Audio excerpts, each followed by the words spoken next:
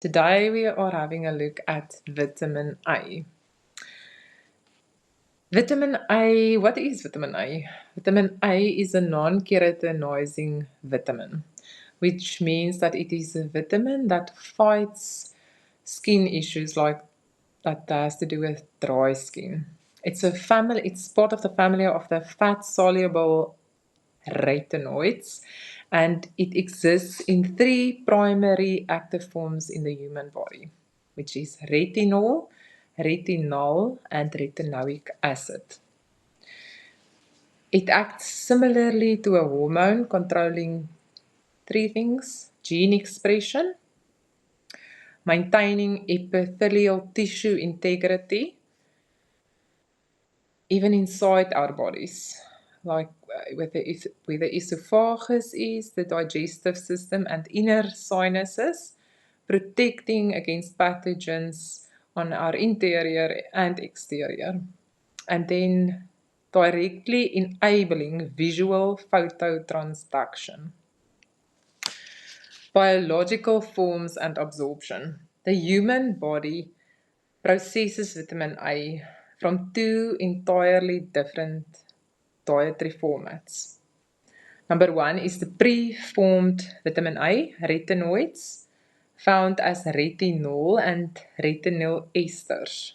It is highly bioavailable, easily absorbed, and stored directly in the liver. And then the other one is the provitamin A, the carotenoids, and we get that from plant pigments like beta-carotene, alpha-carotene, and beta-cryptoxanthin. The intestine converts these into active vitamin A using the BCMO1 enzyme, and conversion rates vary significantly based on genetics, and it also requires dietary fat for absorption.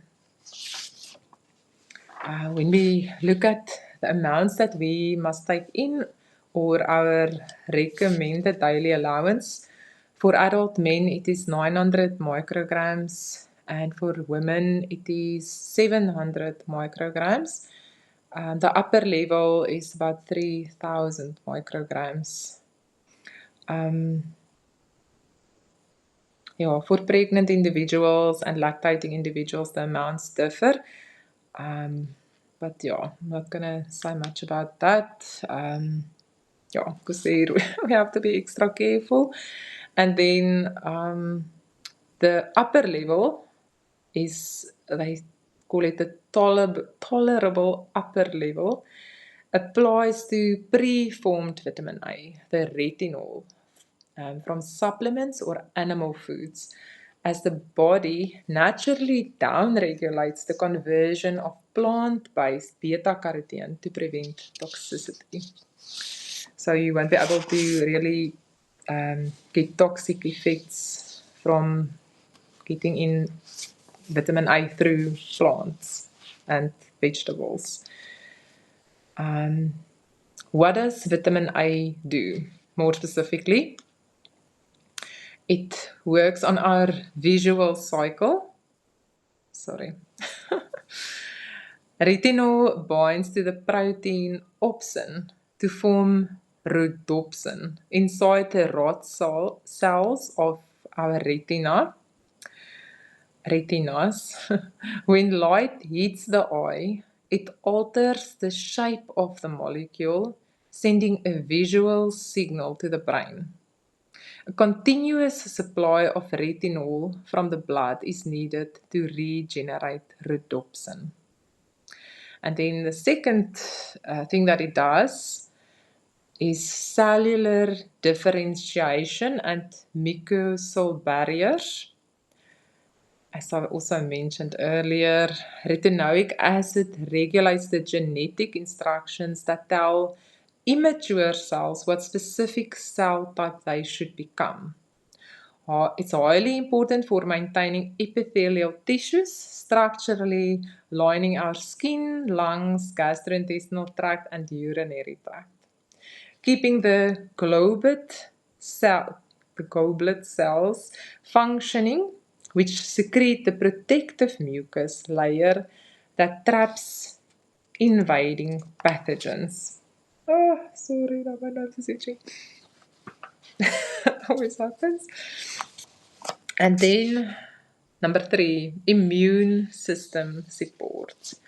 Vitamin A plays an active role in the physical development and deployment of T cells and B cells, which governs your body's adaptive immune response to infections.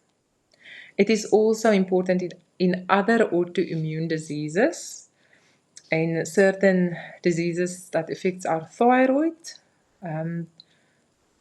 Graves' disease is where, or Graves' disease and Hashimoto's disease is where the thyroid is affected, and that can also increase the risk for a deficiency of vitamin A.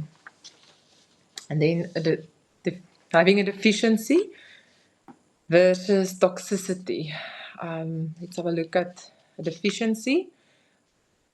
That is called hypovitaminosis A.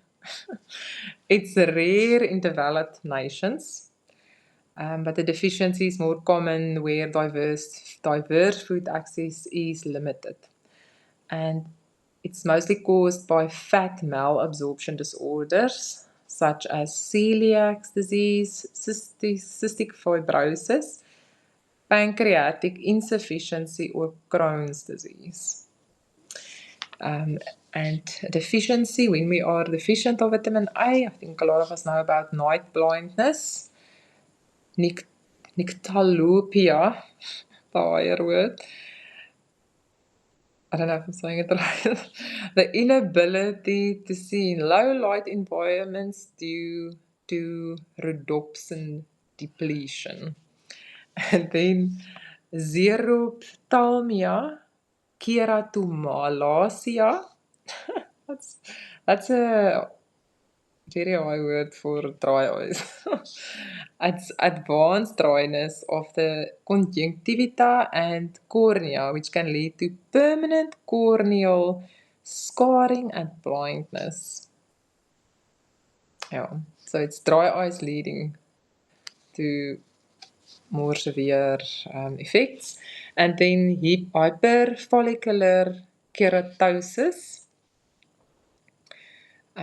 is an overproduction, it's basically dry skin, an overproduction of keratin that blocks hair follicles, creating rough, elevated bumps on the skin.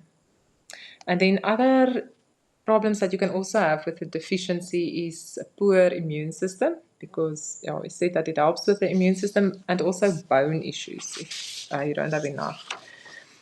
Then toxicity, the risks of toxicity, it's usually from taking in synthetic vitamin A forms that it can become toxic because it is fat soluble. Excess amounts accumulate in the liver rather than being flushed out via urine. If you have had a very big dose of vitamin A in the active form, you're gonna experience acute toxicity, and that is the single massive doses causing severe headaches, intracranial pressure, dizziness, nausea, and blurred vision. And then chronic toxicity is when you take high doses of the supplements for months, causing liver damage, bone thinning, like osteoporosis or abnormal bone formation, joint pain, alopecia is when your hair fall out, dry skin, oily skin, it's going to be the opposite, and then hypercalcemia and heart valve calcification, that can also happen. And then it's very important to remember about the teratogenic effects of vitamin A for pregnant women.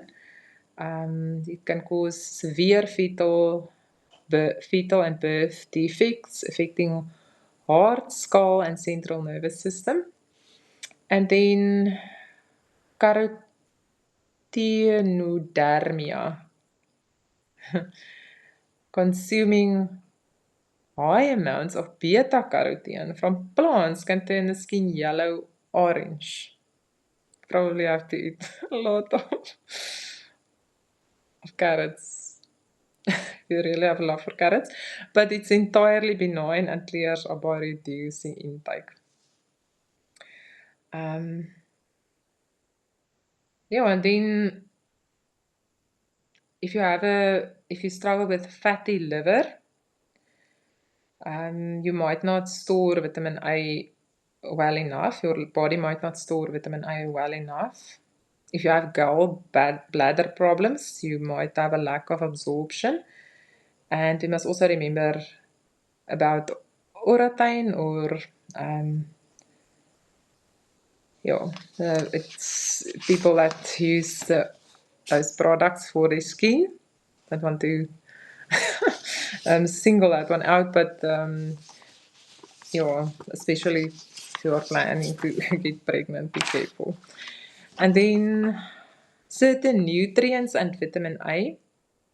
When we look at zinc, it's important for synthesizing retinol. It binds, for synthesizing retinol binding protein, the vehicle that transports vitamin A from your liver to your tissues. A zinc deficiency mimics a vitamin A deficiency symptoms.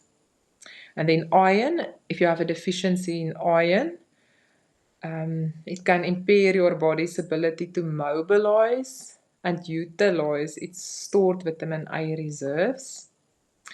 And if you take in a lot of alcohol chronically, excess alcohol intake depletes liver stores of vitamin A, and that drastically increases the risk of liver toxicity if supplements are taken. And vitamin A also helps with iodine absorption. Then, in regards to getting in vitamin A into our bodies, it is recommended that we don't really supplement with the synthetic supplements, but rather to get it in through our diets, the beta carotene. The synthetic one can increase the risk of developing, I said that can increase the risk of developing cancers in especially smokers and people consuming a lot of alcohol. Yeah. And then, so take it in through your diet. The active form is best, retinol, but just also not in excess amounts. Cod liver oil, egg yolks, grass-fed butter, grass-fed cheese, and liver. And liver is probably the best source. And as it's also said, it takes a lot more of the beta carotene from carrots to be converted into retinol than the active form itself. It does not happen very efficiently, so we don't have to worry about toxicity when it comes to the plant-based beta carotene that we take in. And what are the plants?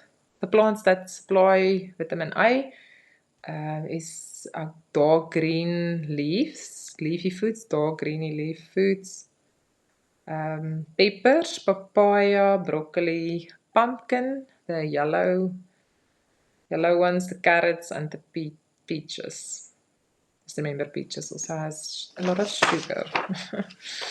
And that is vitamin A for all of us today, with a lot of more higher words. I hope everybody understood me.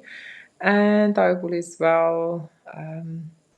Hope everything is going well with your health. And remember to stay up to what with with what you're consuming, and Um, yeah, just stay vigilant of what you take in. Go well.